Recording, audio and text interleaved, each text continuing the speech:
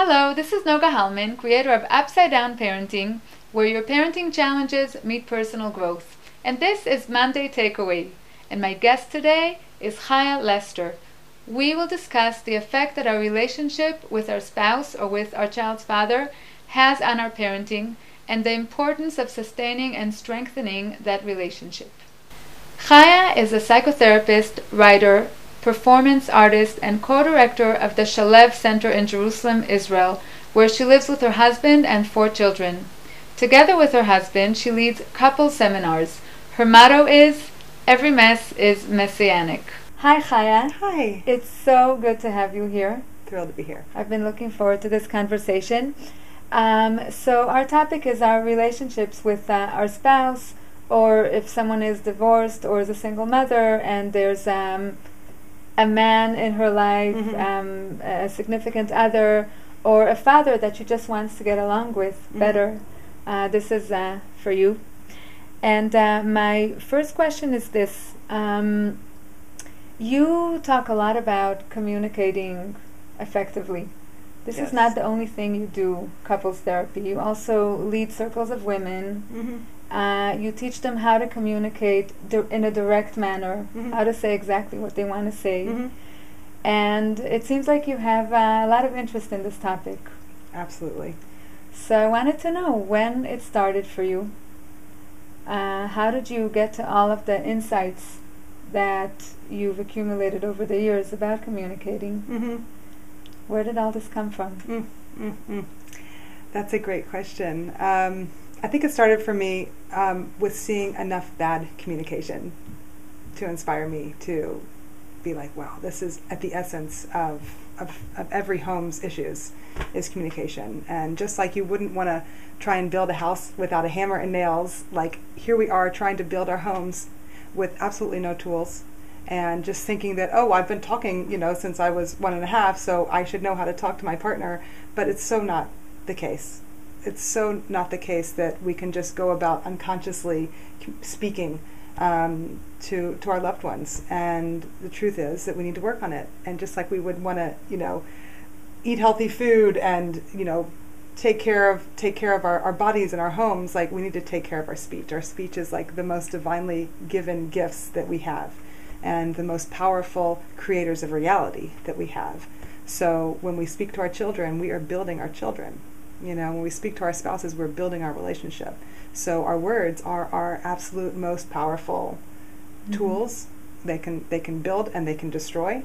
And it's so tragic when you've seen how words can destroy, and working with couples and seeing just like, oh wait, if you had just said it this way and not that way, then it could have built built something beautiful, but oh, you said it this way, and how can we align our speech with our deepest desires, which every couple comes into counseling because they want to build a beautiful house and have a loving relationship and get at that core, and all too often our words and our communication can just shatter those deepest dreams that we have. So I'm really interested in trying to find the way that we can use our words to build our deepest dreams and our deepest hopes and our highest hopes, and they can do that. And I've seen how they can do that, and that's been so inspiring. A, to see how painful it is when it doesn't work, and B, to see how glorious it is when it does. So the enormous koach, Hebrew, that means power, the huge power of speech in relationships is just blinding to me. And so we got to start there. Yeah. Here's what I'm thinking. When I created UpsideDown Parenting, it was the result of me feeling like every time my kids push my buttons, I'm falling apart. And the more children I had, the more buttons were pushed, and it happened on a regular basis, on a daily basis. You have 7 kids pushing your buttons. Yeah. It's very, very hard to be a happy person, to lead a happy life like this. And my realizations for UpsideDown Parenting were a result of my pain with this issue. Yeah.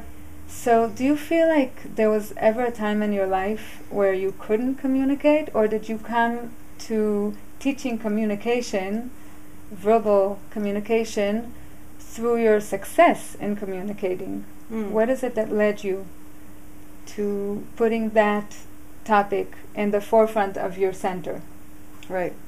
Gosh darn it, you're pushing me. I don't usually talk about this, but I'm going to talk about it, and that's good, which is that I was married before, and it was not a happy communication scenario at all. So yes, I entirely experienced the pain of not knowing how to communicate, not communicating well. The negative side of it, that in the way paved the path for me to be like, I'm going to get on top of this, and I'm going to choose, next time I'm going to choose a husband who I can work with and communicate with, and that was my, like, when I was like, you know, calculating, like, who do I want, what kind of vision do I want to create around, you know, successful marriage, really deciding I want to prioritize somebody who I can communicate with, and going from there. So yes, absolutely, it came from a place of pain for me. And at the end of the day, like, I'm a big believer in, like, pain as our pathway. Like, our pains show us the way. They show us what we're most wanting. And when we feel a pain about something, when we feel that, you know, that breaking, it can create a breakthrough. If we can listen to it and respond to it, you know, positively, then we can create breakthroughs through our breakings. And that's certainly, I think, one of the beautiful things about therapy is, like, being like, okay, here's this obstacle that's happening right now. How do we turn that into an opportunity? Yeah. So yes, I've had my own breakings that have turned into breakthroughs. Thank God. So when couples come to you, to your center, and I understand that you and your husband together lead the couple therapy sessions, right, or seminars that you do. So what are the challenges that they come with that you help them turn into breakthroughs? And how do you do that? What's your process? Okay, this is one of my favorite ones, which is a couple gets annoyed. The wife gets annoyed with the husband because he didn't, like, get one of the kids to school on time, and she's up here all upset, and makes sense. Okay. What we try and ask couples to do is look at the annoyance that you're feeling on the surface and trace down its roots. Trace down its roots, because at the core of every annoyance is a positive value.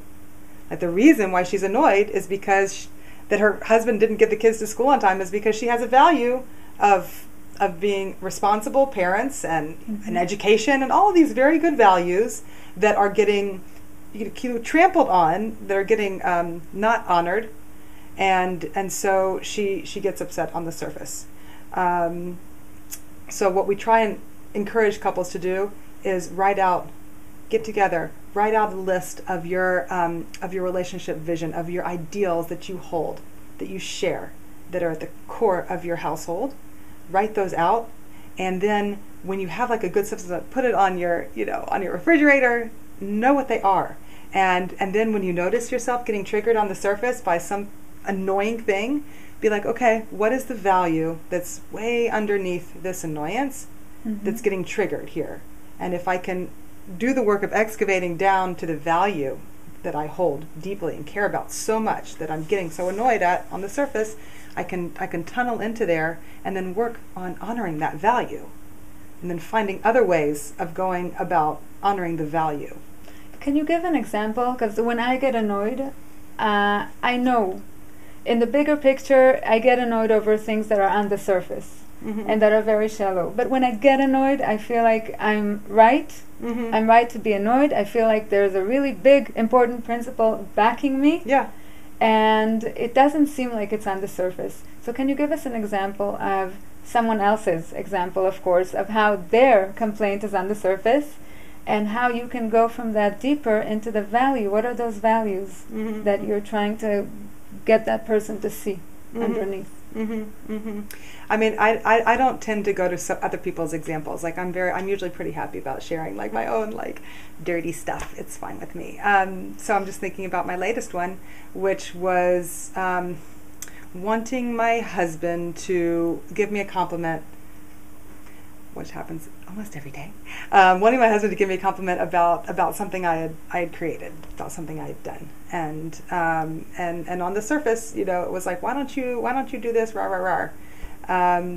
But then I also noticed that in the places where he had just created something, and my feedback to him was so not the kind of positive, juicy feedback that I was wanting from him. And there we both were, sitting in this muck of not honoring each other's creations and accomplishments. And I realized that, like, my annoyance with him was that he wasn't, like, appreciating and honoring me. But gosh darn it, I'm not doing it. My response to that is to not appreciate it and to dishonor him. And that's so not productive.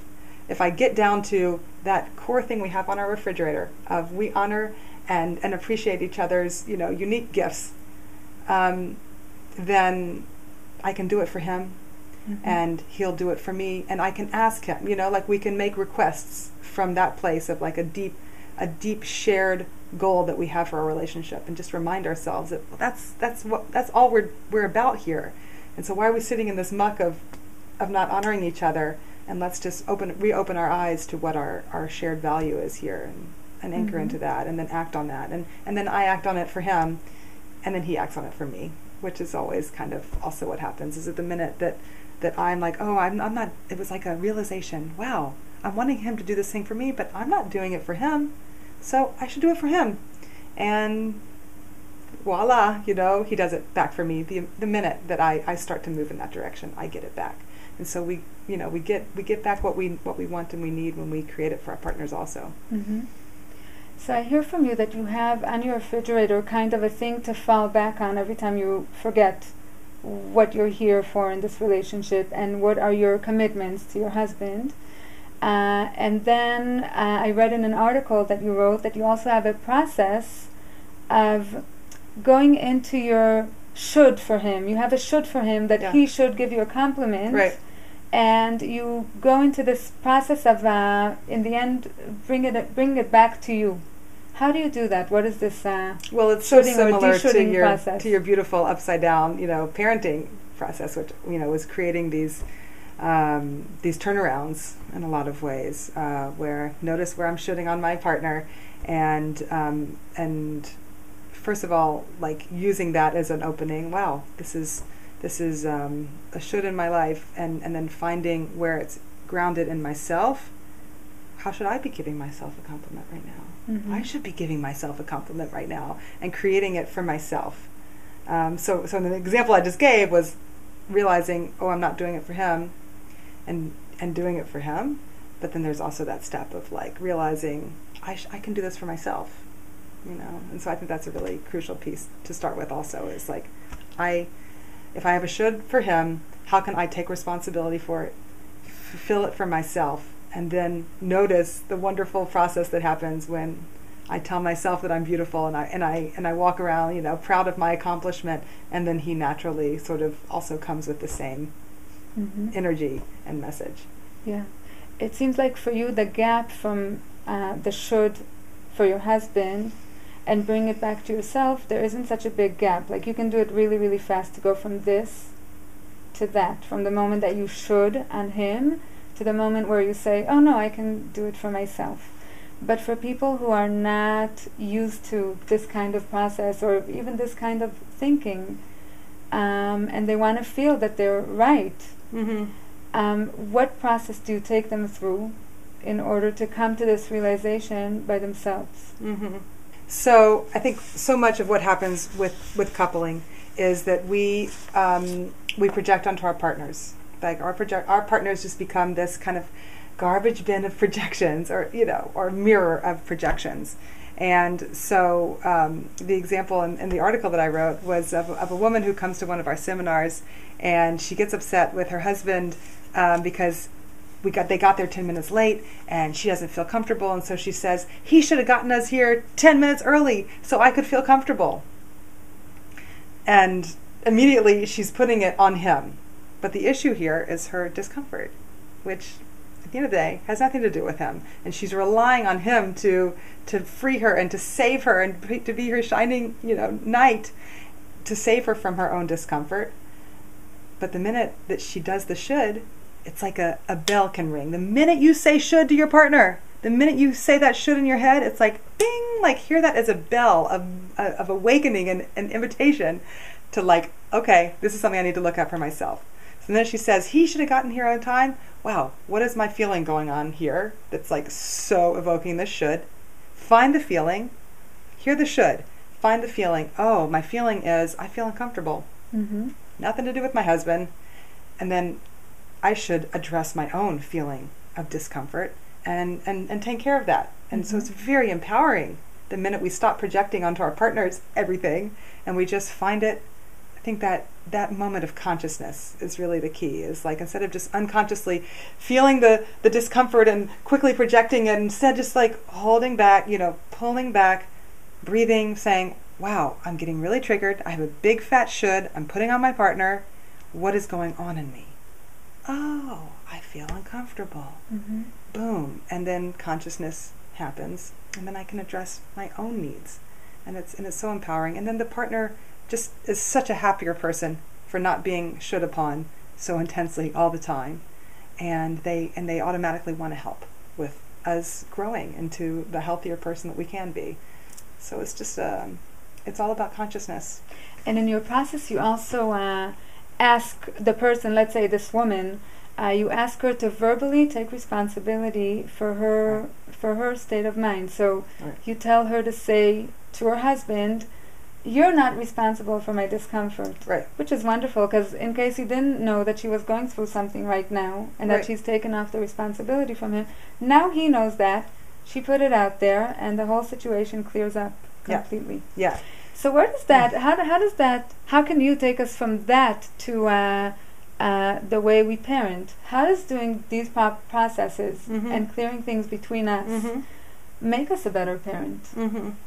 Does it even really have such a profound effect on our parenting? Okay, well, I want to say this also from like a family systems perspective of what's going on with families, is that oftentimes a child will be it's called the identified patient, is the child will be acting out in some egregious way, and the family will freak out and be like, what's going on? And that'll get the family into therapy, or that'll get the child into therapy, which will then hopefully like get the family into therapy. And this is kind of the universal kind of pattern that often happens, is that a child will act out something that's happening, a dynamic that's happening in the family, usually by the parents, and it's usually about the parents, but the child becomes the doorway for the whole family to work on it. So that child who's acting out becomes really this gift to the family. It's usually the more sensitive child, or it's usually the child who's just takes it upon themselves for whatever reason.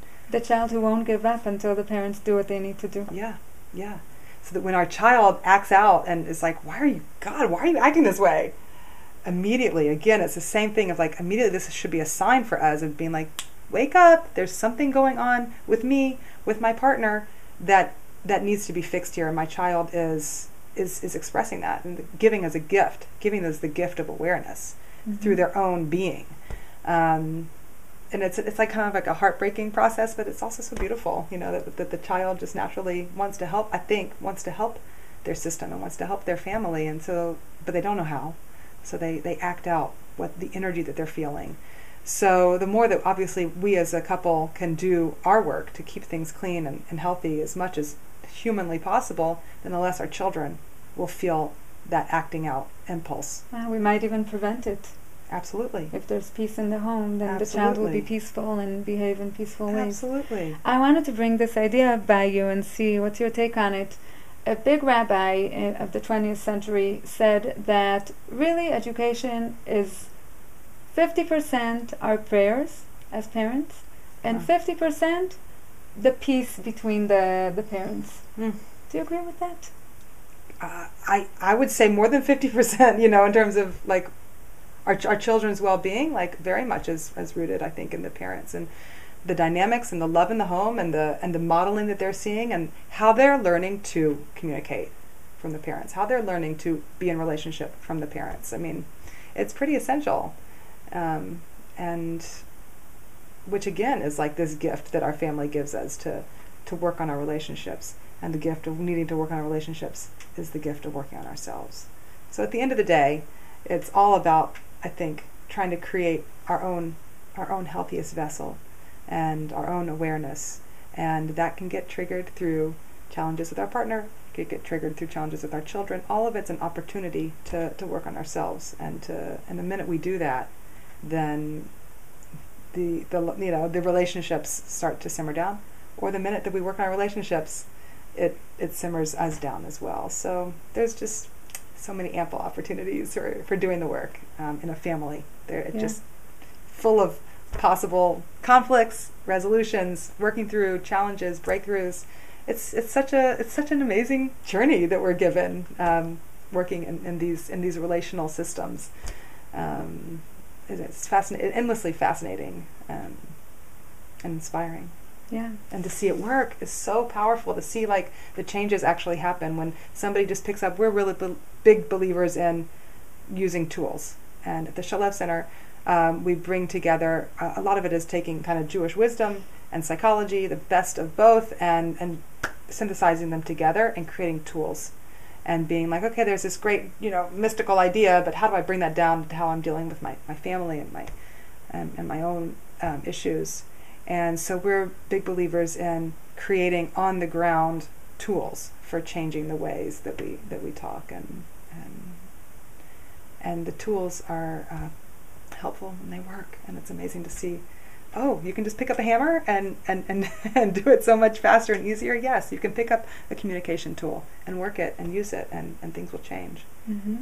Yeah, there's something common in everyone's experience. We start with a should. We always have a complaint that starts with he should do something differently.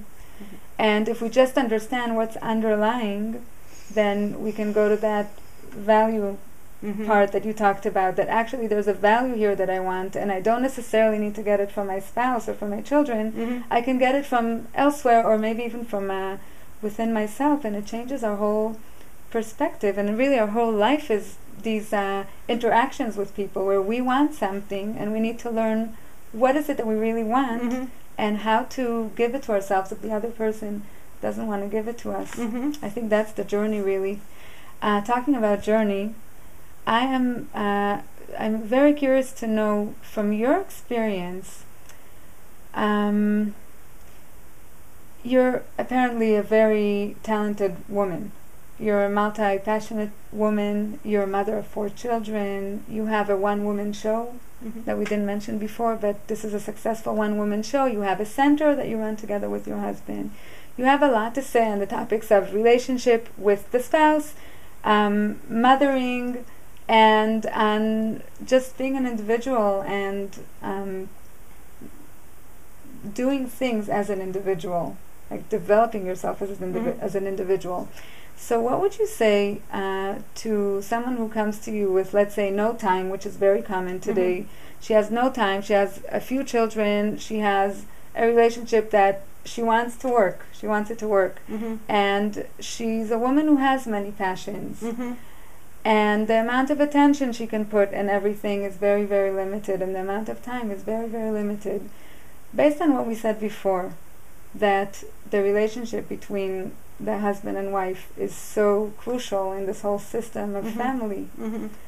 How does one prioritize self and family and children? I'm not even talking about how does one prioritize the community or the job or the world, the universe.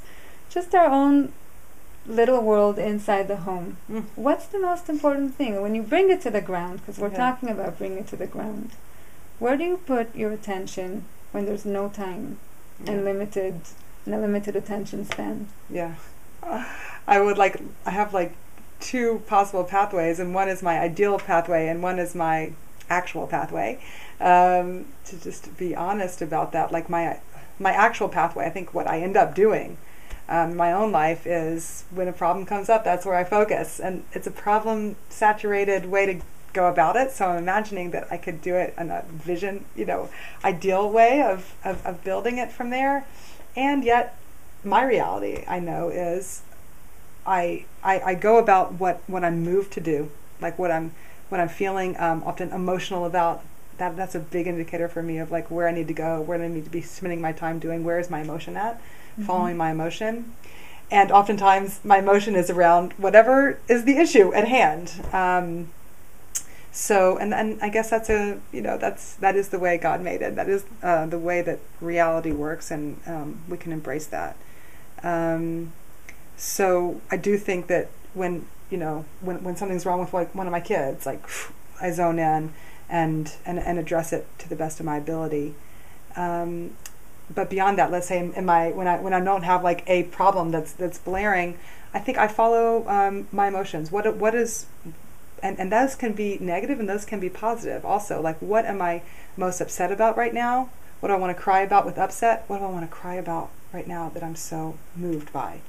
When I do my writing, that's a big way. Like, I sit down, I drink my coffee, and I first just go to, what do I want to cry about right now? And sometimes it's a negative thing, and sometimes it's just something that I'm like wowed about.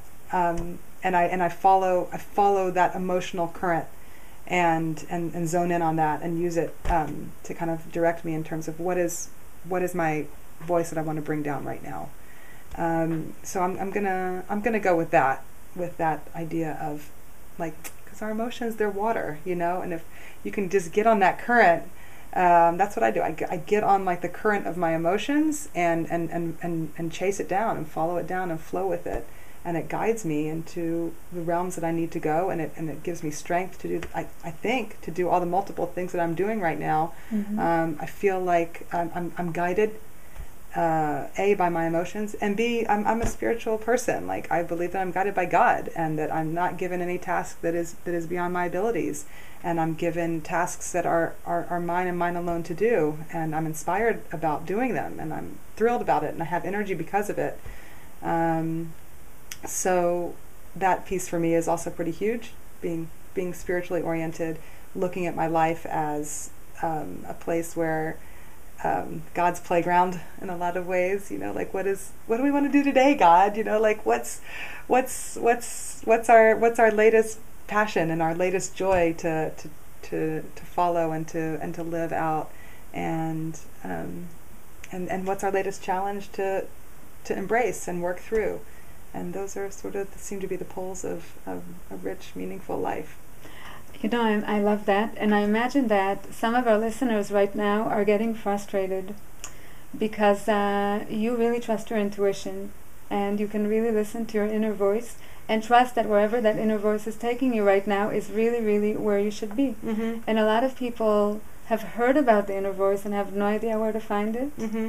And when they do hear something inside, they're not sure if it's like a demon or the real thing. Mm-hmm. And they don't feel like they can ride on that. And instead they're riding on a schedule or on a to-do list, which takes them to places that might be very, very frustrating. What might look very balanced on my schedule, on my calendar, mm-hmm. turns in reality into a big mess. I make a third of the day for the kids, a third for my husband, and a third for, I don't know, house cleaning or homemaking or work or whatever, but my plans don't go as planned. So I just want to point out that the process you talked about before, that begins with should, looking at what I want people to do differently, mm-hmm. or what I think they should do differently, could be a really, really good starting point for listening to that inner voice. Nice. Because I don't have to be enlightened right now. I just have to look at what's in front of me right now. And if what's in front of me right now is a should, a really strong one that makes me upset, mm-hmm. I can trust that this will lead me to the emotion mm-hmm. that comes underneath, and the emotion will lead me to the inner voice. Amen. And taking your should process can be a really good starting point for living more out of intuition and trust in that intuition than counting on my calendar to build my world for me. Yes. Oh, it's beautiful. And I want to add to it and add on to it, not to be afraid of the scary of the dark stuff and of the messy stuff. Like, my motto is every mess is messianic. I mean it. Like again, like, what is this should? Why am I getting frustrated? To go, not be afraid of the frustration, to go there and be like, you're going to show me my deepest, joy. Like, to take in our negatives and know that they are here to guide us. And the same thing is true, and I want to say that the same thing is true of relationships. Oftentimes my negative pieces that I have to share in my relationship, people are often afraid to talk about the challenges. There are some couples that explode and all they do is talk about, like, the thing that annoys them about their spouse and the problems. But there's also couples who avoid the problems and push it away and, like, oh, never mind, like, put away their bad feelings or put away the issues. And I think that's a huge missed opportunity. on one side, the explosion side, we see the damage of it, but I think that with the implosion side as well, and the shutting down side, there's also damage, as much damage. So I think a lot of productivity can come when we do find the ways. Again, this gets back to the communication tools. When we do find the ways to talk about our challenging pieces in our relationship, and the fear is always, but this is going to pull us apart. That's always the fear. This is going to create distance between us. So I'm just going to shut up about it. But the truth is, it can create closeness. It is the path to creating closeness, where a wall becomes a window. Yeah. The thing that we think is dividing us, if we talk about it, talk about our feelings about it, reflect back, do some easy reflective listening, then that wall becomes a window which we get to see our partner with. And that's also such a powerful alchemy of taking the challenging thing, communicating about it correctly, and then it creates intimacy. So I really, would love to see everybody doing that. I've seen it happen, and it's extraordinary. Do you believe that that a mother can decide to do this even without the cooperation of her husband or her spouse, or if her kid's father is in the picture and he's not cooperating, he's happy with the relationship the way it is now, even if it's not so good? Do you think one can do it single-handedly? Go into these places and change things without the cooperation of the other person? If that's what you got to work with and that's all you can do, then of course, and then change will happen from there. It might take a longer time, but absolutely. What's the other choice? I mean, at that point, all you can do is work on yourself, and hope to bring your spouses along. I do a lot of counseling that starts with a woman coming in for counseling because she's struggling, and ends with the next step is then somehow her getting her husband to come in for couples counseling, and then ends with the husband getting his own counseling. That's just it keeps on happening. I'm noticing it where it's so. At the end of the day, that's a beautiful thing, that the woman in touch with her own angst creates a real pathway for the couple to get the help it needs, and then also for the husband to get the help that he needs. And oftentimes I do find that it's the husbands who are more reluctant, not always, but seems to be most of the time, but that the wives create a real pathway for the husbands, and it's a gift that the wives can give and get. Yeah. But can I also just say about the relationship, the communication piece? Yes. I just want to say it's really easy to do. Okay? And let me just say it here, because it's so simple, which is when you're feeling something, frustrated about something, find, instead of doing a you da da da da da da da da, anytime that there's a you, that you just delete, instead find your own feelings, turn it into an I feel statement. I feel frustrated when you da da da da. And it's never I feel that.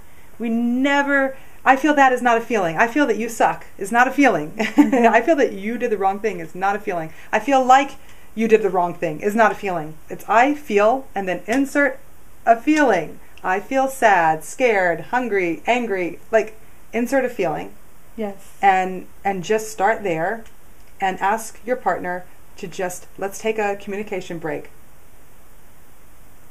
I want to share with you my feelings. I feel da da da da da. And then your job, partner, is to just simply reflect back what you're hearing. Oh, wow, I hear you saying that you feel frustrated when I da da da da da da. And that's it. I mean, there can be, obviously, there's other steps that, we want to add on to this in terms of making requests for change and, anchoring into our shared vision. But at the very least, the easiest way is to just be reflective listening on I feel statements. Well, that's great progress. Sometimes it's hard to hear it, and it's even harder to say it back. If you can just do that, that's amazing progress. It's amazing progress, and it shuts down the negative cycles. Fantastic.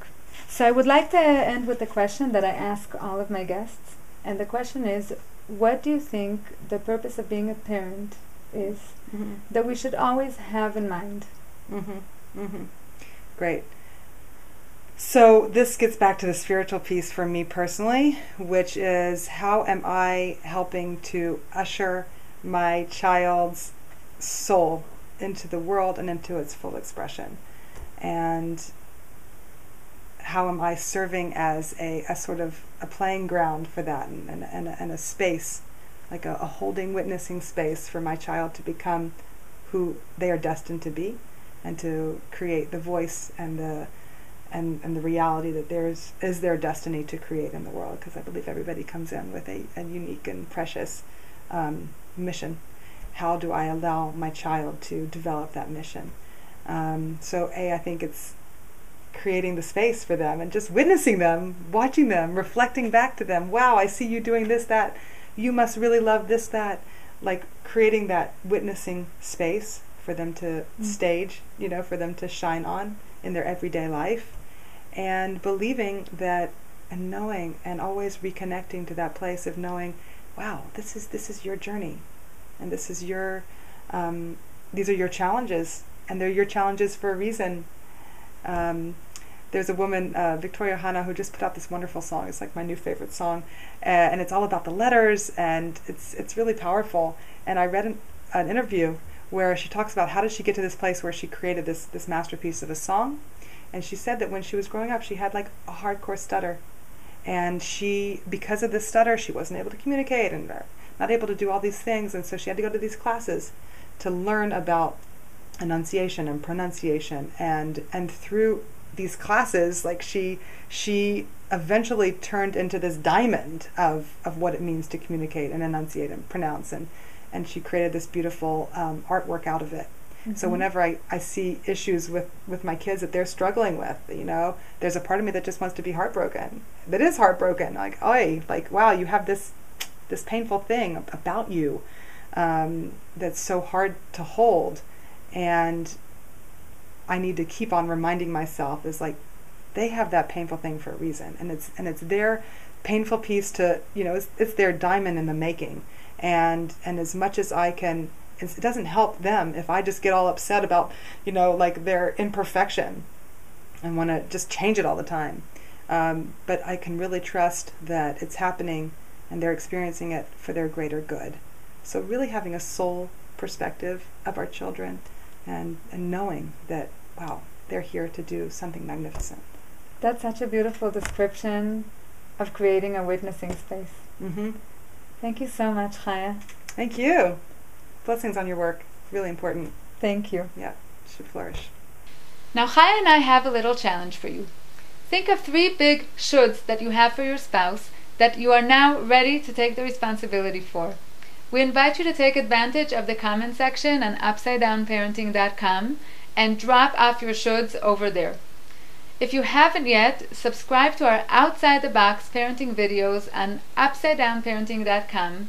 It's fabulous and free. Share this video with your friends, and until next time, get curious about the parenting challenges that come your way, because they are your custom-made opportunities for being the mother and person you always wanted to be.